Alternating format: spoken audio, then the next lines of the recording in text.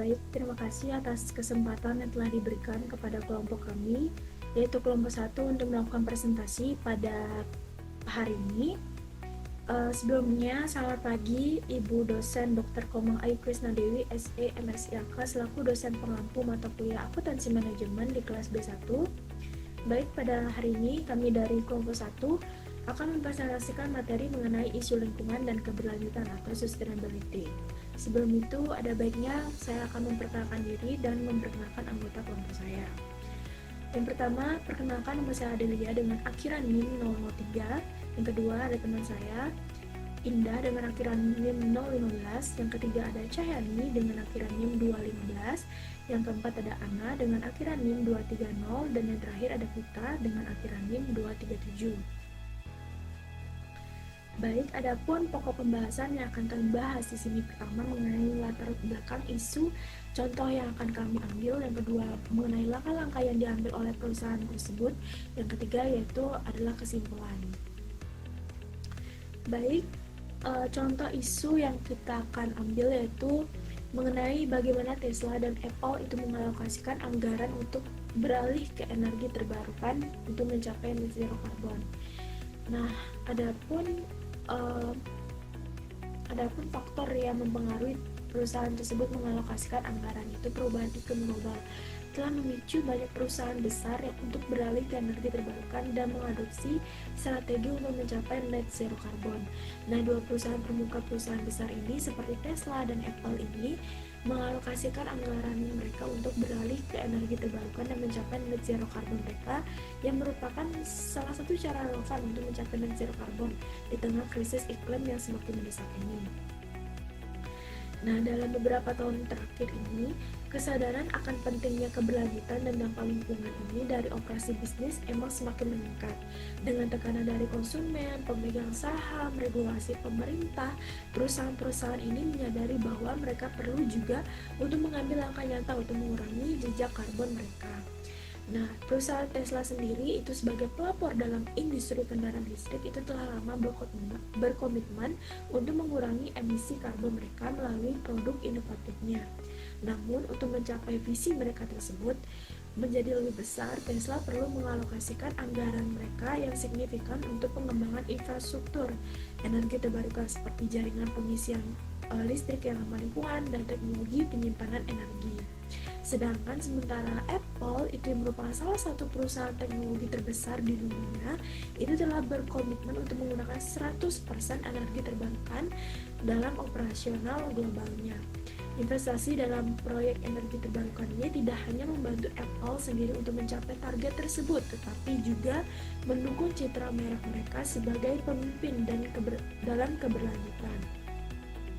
Nah, melalui pengalokasian anggaran yang telah dilakukan oleh perusahaan terbuka dan terbesar ini, perusahaan Apple dan perusahaan Tesla ini dapat lebih efektif untuk mengukur biaya dan dampak dari inisiatif lingkungan mereka. Dengan data yang akurat, mereka dapat mengoptimalkan investasi mereka dan meningkatkan transparansi kepada pihak yang berkepentingan. Nah, ini tidak hanya penting untuk keberlanjutan jangka panjang, tetapi juga untuk menciptakan nilai tambah bagi perusahaan mereka dan masyarakat secara keseluruhan.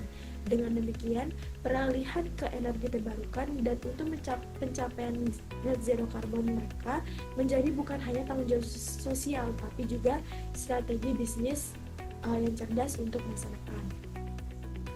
Nah, adapun langkah-langkah yang diambil oleh perusahaan Tesla dan Apple ini. Nah, langkah-langkah yang akan diambil oleh kedua perusahaan tersebut akan dijelaskan oleh teman saya. Terima kasih. Pada presentasi kali ini, saya akan membahas mengenai pengalokasian anggaran untuk beralih ke energi terbarukan oleh perusahaan Tesla dan juga Apple. Jadi perusahaan besar seperti Tesla dan Apple ini mengalokasikan anggaran untuk beralih ke energi terbarukan dan mencapai net zero carbon melalui beberapa strategi yang terencana dan sistematis. Berikut ini adalah beberapa langkah yang diambil oleh kedua perusahaan tersebut. Langkah yang pertama diambil oleh kedua perusahaan ini adalah berinvestasi dalam energi terbarukan. Yang pertama adalah perusahaan Tesla. Tesla ini telah berinvestasi dalam pembangunan fasilitas Gigafactory di Nevada yang dirancang untuk sepenuhnya menggunakan energi terbarukan termasuk tenaga surya dan energi baterainya. Gigafactory Tesla di Nevada ini adalah fasilitas inovatif yang telah menetapkan standar produksi energi berkelanjutan dan pembuatan baterai baru. Tesla telah menetapkan standar tinggi untuk keberlanjutan dengan Gigafactory. Fasilitas tersebut secara signifikan mengurangi jejak karbonnya dengan sangat bergantung pada energi terbarukan. Panel surya dan turbin angin di lokasi menghasilkan energi bersih dan memastikan bahwa produksi baterai dan kendaraan listrik bertanggung jawab terhadap lingkungan. Gigafactory ini berperan penting dalam mendorong kemajuan teknologi baterai. Tesla terus meningkatkan kinerja baterai, mengurangi biaya, dan juga meningkatkan kepadatan energi. Selain kontribusinya terhadap lingkungan dan kemajuan teknologi, Gigafactory ini juga memberikan dampak ekonomi yang cukup signifikan. Pabrik ini telah memberikan ribuan lapangan kerja di Nevada, merangsang ekonomi lokal, dan menyediakan peluang bagi tenaga kerja lokal.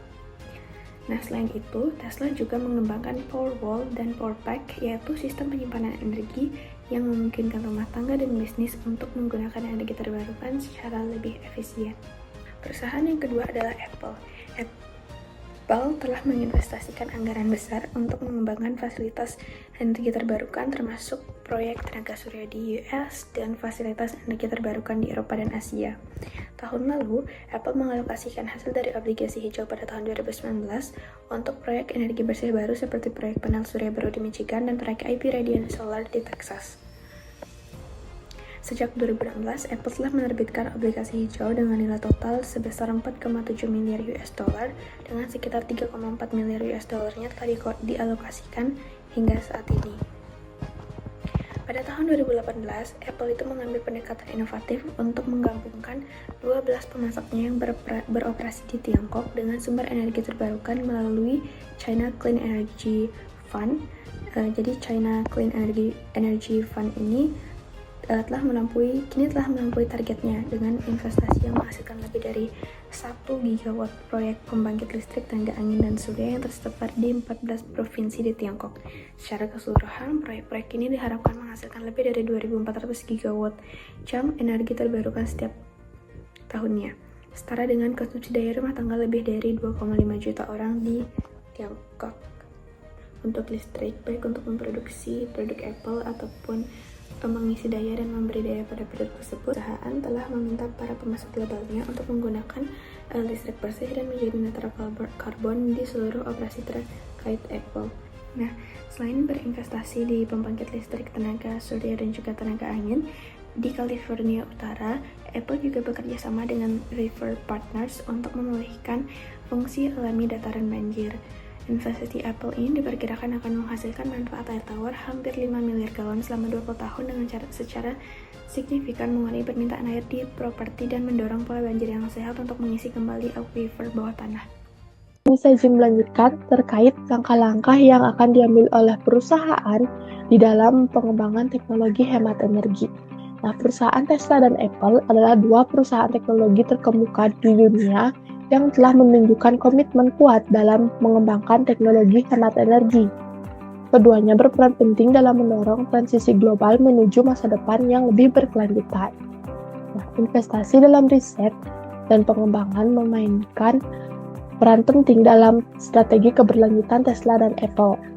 Kedua perusahaan ini mengalokasikan anggaran untuk mengembangkan teknologi yang dapat membantu mereka mencapai net zero carbon. Perusahaan Tesla sebagai produsen mobil listrik berfokus pada pengembangan teknologi baterai lithium-ion yang lebih efisien dan dapat didaur ulang. Nah, Tesla juga mengalokasikan anggaran untuk pengembangan mobil listrik yang hemat energi. Hal ini dilakukan oleh Tesla agar mengurangi polusi yang disebabkan oleh beberapa kendaraan yang masih menggunakan bahan bakar. Mesin tempat itu pasti memiliki supercharger yang luas yang memungkinkan pemilik mobil listrik mengisi daya kendaraan mereka dengan cepat. Perusahaan berikutnya yaitu Apple. Apple telah menetapkan target ambisius untuk menjadi netral karbon di seluruh rantai nilainya pada tahun 2030.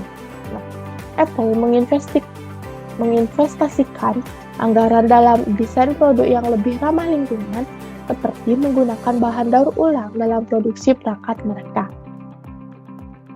Baik, materi selanjutnya yang akan dijelaskan oleh rekan saya. Terima kasih. Di sini saya akan menjelaskan pengukuran biaya dan dampak dari inisiatif keberlanjutan. 1. Life Cycle Costing atau LCC. Life Cycle Costing (LCC) adalah pendekatan yang digunakan untuk menghitung biaya produk sepanjang siklus hidupnya, dari proses produk hingga pembuangan. A. Apple menggunakan LCC untuk menghitung jejak karbon dari produk-produk seperti iPhone dan MacBook. Dengan menganalisis siklus hidup produk, Apple dapat menemukan cara untuk mengurangi penggunaan energi, meningkatkan penggunaan bahan daur ulang, dan meminimalkan limbah. B. Tesla juga menggunakan LC untuk mengukur dampak produksi dan penggunaan kendaraan listrik serta baterai mereka.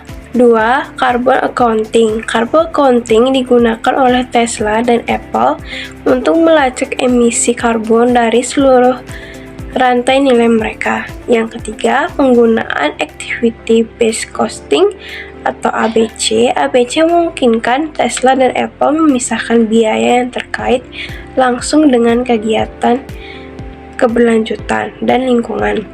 Dengan menggunakan ABC, mereka dapat mengukur biaya energi terbarukan, pengelolaan limbah, dan investasi dalam teknologi hijau. Selanjutnya di sini saya akan membahas penggunaan Kaizen Budgeting. Kaizen Budgeting adalah metode pendekatan dalam manajemen anggaran yang mengutamakan perbaikan berkelanjutan. Dalam metode ini, anggaran disusun dengan mempertimbangkan upaya untuk meningkatkan efisiensi dan mengurangi pemborosan. Adapun upaya Tesla untuk mendukung efisiensi. Yang pertama ada Tesla berkomitmen untuk mendapatkan bahan baku secara bertanggung jawab. Yang kedua, Tesla menggunakan lebih sedikit air per kendaraan daripada rata-rata industri. Yang ketiga, Tesla mendaur ulang 90% limbah manufaktur pada 2003. Yang keempat, membangun kendaraan yang efisien menggunakan lebih sedikit pengisian daya per mil yang ditempuh. Yang kelima, ada Gigafactory, adalah fasilitas produksi besar milik Tesla yang berfokus pada pembuatan baterai. Yang keenam, Tesla memiliki tujuannya agar semua pabrik menjadi netral carbon. Yang ketujuh, Tesla berfokus pada daur ulang baterai yang pengelolaannya limbah dengan 60% baterai yang diproduksi didaur ulang. Selanjutnya, adapun prinsip-prinsip yang digunakan untuk upaya Apple mendukung Kaizen Budgeting di dalam manajemen keuangan dan operasionalnya. Yang pertama, ada pendekatan perbaikan berkelanjutan diterapkan. Apple berusaha untuk meningkatkan efisiensi dan efektivitas dalam pengembangan produk, rantai pasokan, dan pelanggan. Yang kedua, ada pengelolaan anggaran berbasis tim. Dalam budgeting, Apple mendorong tim di dalam organisasi untuk aktif terlibat dalam proses penganggaran. Yang ketiga, ada Apple mengendalikan analisis data yang kuat untuk mengukur kinerja dari berbagai inisiatif dengan menggunakan data untuk mengevaluasi hasil dari anggaran yang diusulkan. Sekian presentasi saya. Jadi, kesimpulan yang kami dapatkan yaitu perusahaan Tesla dan Apple telah mengambil langkah-langkah strategi untuk beralih ke energi terbarukan dan mencapai net zero carbon. Kedua perusahaan ini telah mengalokasikan anggaran untuk investasi dalam energi terbarukan, pengembangan teknologi hemat energi, pengukuran biaya dan dampak dari inisiatif penghentian, serta menggunakan metode seperti Life Cycle Costing atau LCC, Carbon Accounting, Activity Based Costing atau ABC, dan Kaizen Budgeting. Dengan demikian, kedua perusahaan ini telah menunjukkan komitmen mereka terhadap keberlanjutan lingkungan dan telah mengambil langkah-langkah nyata untuk mengurangi jejak karbon mereka. Baik, mungkin sekian yang dapat kami sampaikan. Mohon maaf apabila ada kesalahan kata yang disengaja maupun tidak disengaja. Akhir kata saya ucapkan terima kasih.